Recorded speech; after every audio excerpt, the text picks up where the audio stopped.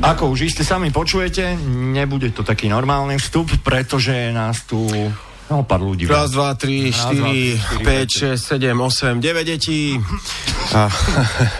A pribudla teda do štúdia Rádia FM kapela Scott a Zelda. Tak som dostal kvapky, že sa to vyslovuje A nie End. Lebo? A ja som ich dostal aj za teba. Lebo sme chceli, aby to bol slovenský názov, takže ale zase Ačkom to zle vyzeralo, takže sme tam dali to Endko, ale je to A. Bude možno vyzerať ako úplný imbecil, ale kto bol Scott a Zelda? Scott a Zelda bol Francis Scott Fitzgerald a jeho manželka Zelda. Áno, sme dobre pomenuli. A mladá sympatická kapela zo Slovenska má vonku nový album, ktorý ho prišli predstaviť aj sem dnes do Popo FM. Zahrajú nám 2 skladby, tak sme sa dohodli aj tu s kolegom Gallagherom, že pomedzi ne sa potom porozprávame. Takže nech sa páči, chlapci, éter je váš. OK, ďakujeme.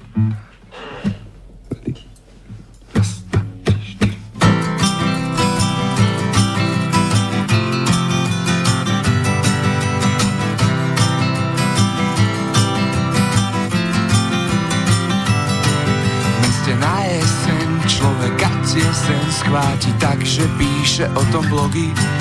Inťákovi Kant, Kušnerik na Island a ja v kúte skúšam nové drogy. Idyla sa nám rozpila, moja antimúza to zas hrotí. Čo tak len ticho piť, ide to dokopy jak staré dievky a expatrioti.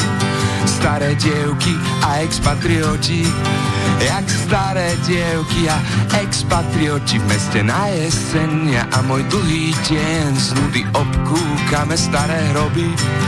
Útlej bez brv, sestre tečie krv a jej aniel nemá čas na hobby.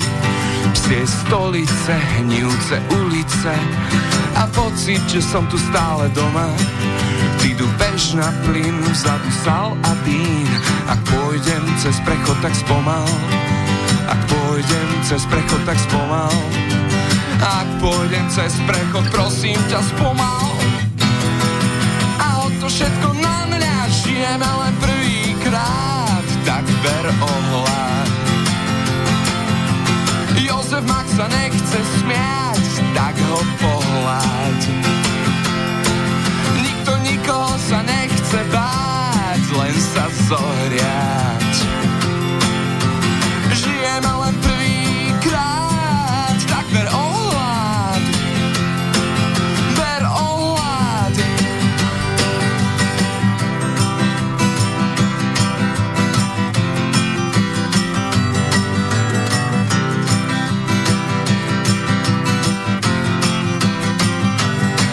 V meste na jeseň, v svete, kde každý sen je len dlh, čo nevládzeme splatiť. Postav dom, zasad strom a tak ďalej, bude čo stratiť. Som v nálade, asi aj na rade, priznať si, že ma to mrzí. V meste na jeseň padá prvá srieň, nepláč, zamrznú ti slzy. Nepláč, zamrznú ti slzy. Nepláč, nech ti nezamrznú slzy. A o to všetko na mňa, žijeme len prvýkrát, tak ber ohľad. Jozef Max sa nechce smiať, tak ho pohľad. Nikto nikoho sa nechce báť, len sa zohriať. Žijeme len prvýkrát, tak ber ohľad. Ber ohľad.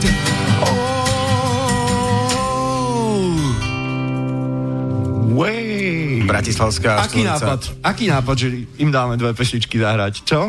Dobrý nápad. Dobrý nápad, si frajer. Nie, to bol tvoj nápad. Chlapci, super to bolo, strašne sa nám to páči. Díky. A teraz máte veľký problém, pretože ja som tú pesničku počul prvýkrát v živote a už ju budem počuť tak, ako prvýkrát v živote. To znamená, že bez vašej basy, ktorá sa vám pokazila pred chvíľou, bez bubeníka, bez neviem čoho. Bubeník je tu, nie? Dobre, ale tak na CD-čku bude troška iný bubeník, nie? No normálna verzia je trošku rýchlejšia, hej. Rýchlejšia? To trošku, rýchlejšie, my sme prispôsobili teraz, aby to tak lepšie vyznelo, keď to hráme iba 2. No. Ako sa volala pesnička? Jeseň sa volala, to sme zavodli povedať. Mala veľmi jesennú náladu. Musím sa tu opýtať, Davida, prečo Pericoloso D? Tak ťa mám zapísaného tuto v našom vysielacom softe. Tiež som sa trošku začudoval, predstavil si sa ako David, ale máš tu, že Pericoloso, inak to je bicista. Hej. Pericoloso znamená nebezpečný a teda prezývka vznikla tak, že bubnujem nebezpečne dobre. Áno, dobre, no škoda, že sme len takú tú veľmi umiernenú tamburinu počuli dnes. Kedy vás budeme môcť vidieť v plnej zostave? Kedy sa bude krstiť, alebo už krst prebehol? Krst, sme sa tak rozhodli, že krst asi nebudeme v tom pravom zmysle robiť, pretože neviem, nás napadlo, že to je taká slovenská záležitosť, že sa robí krst pri každom albume. Robíte slovenskú? Urobíme release party, kde chceme nejakým spôsobom osláviť ten pol roka ťažké roboty popri normálnej práci. Keď to tak necítite, tak to nerobte. Hej, nechceme tam tie konfety rozsypať a šampanským oblievať, alebo acupirinom. Niečím extra bio surovým. Spomenuli sme my vôbec, že vám zajtra, teda v pondelok, vychádza debutový album. Hej, vychádza nám. Áno, a ako sa volá? Bude eponymný, to znamená, sa bude volať Scott a Zelda a tým sme mysleli niečo také, že aby to bol nejaký statement, že keď je to prvý album, tak tam bude ako... Myslím si, že bude taký dosť autobiografický a nám prišlo také príhodné ho pomenovať, respektíve nepomenovať. Tu sa teda pýta otázka na spomínaného Francisa Scotta, Fitzgeralda, prečo práve on a čo je toto filozofické za názvom aj albumu, aj vašej kapely? No, za názvom kapely to nie je, že by sme mali radi nejaké to secesné obdobie alebo tak, ale skôr sa nám páčilo, že to bol taký prvý bulvárny pár, niečo, jak ja neviem, Kate Moss a Pete Doherty, tak iba, že to bolo už 30 rokov. Hej, to boli také prvé celebrity a viedli škandalózny život, to sa nám na tom páčilo, ani nie tak tá doba, alebo neviem. Alebo dielo Francisa Scotta, Fitzgeralda. A čítal som ho, mám ho rád, hej. Rozumiem.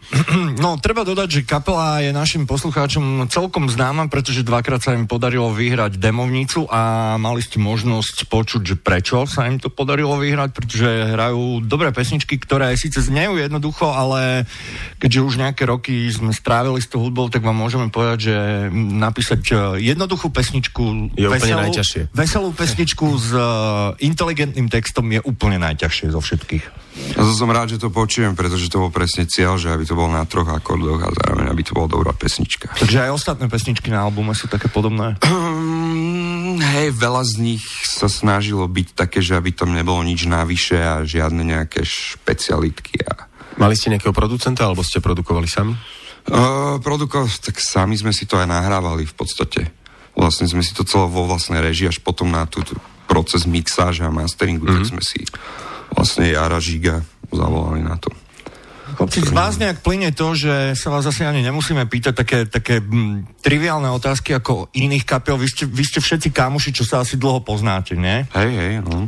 Pretože inak by tá hudba nemohla šlapať tak, ako šlape a fungovať vôbec na takomto princípe. Ty si tu asi hlavná postava, nie je chtiac, ale si spevák. Ja som väčšinový autor, ale zase Tomáš je taký manažér. Takže je to také doplňanie sa. Chalani sú určite rovnako dôležití, hej.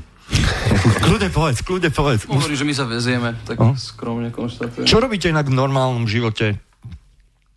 Čím sa živíte? Hej? Tak ja som personalista.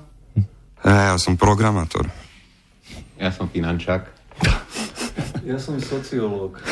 Krásne. Ideálne firmu založiť. Programátor, personalista, finančák, to je ten manažér a sociológ na basu. No, teraz sa na tom smejete, ale keď začnete zarábať peniaze, tak sa vám táto konštelácia môže ešte celkom zísť. No a Dano, nezaregistroval som žiadnu elektroniku. Ty ako programátor nemáš žiadnu takú ambíciu vniesť aj niečo tak moderné ako elektronika v súčasnosti je? Nevnášaj. Dobre to bolo aj bez toho. Nie, ja nevravím, že to bolo zlé, že tam niečo chýba. Ja sa mám rada elektroniku, ale neviem, teraz máme také obdobie, že sa nám páči proste skôr iba z tých gitár dostať čo najviac. Maximum, hej? Čo No chceme, super. hej. Na záver ešte, načali sme tu release party, ale nepovedali sme, že kde a kedy. No to ešte musíme zorganizovať hlavne. Čiže ešte nemáte žiadny dátum. Nie, ale bude to v uvoľnenom duchu a určite tam budú pozvaní všetci naši fanúšikovia. Veľmi sa potešíme, keď ich tam dojde čo najviac. Dobre. No, tak nám dajte vedieť. Ešte, Určite ešte som niečo chcel, ale už som úplne zabudol, že čo. Takže si dáme druhú celý pesničku, život takýto. ktorá sa bude volať Druhá pesnička, tá sa bude volať Čo s tebou? Čo s tebou, Scott a Zelda v štúdiu Popo FM naživo. Raz, dva, tri, štyri.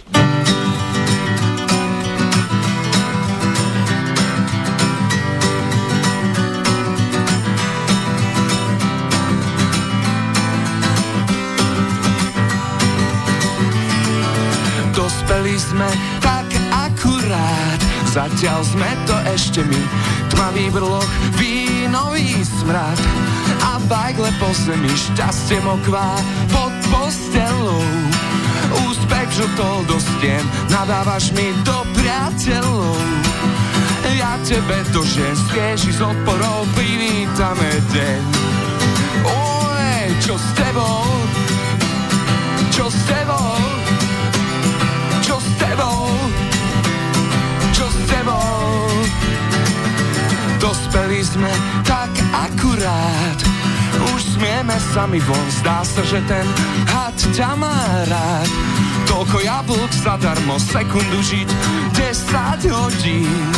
Rok 1 minútu, budeš tu až si to hodím.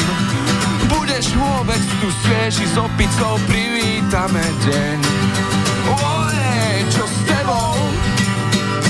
Čo s tebou? Čo s tebou? Čo s tebou?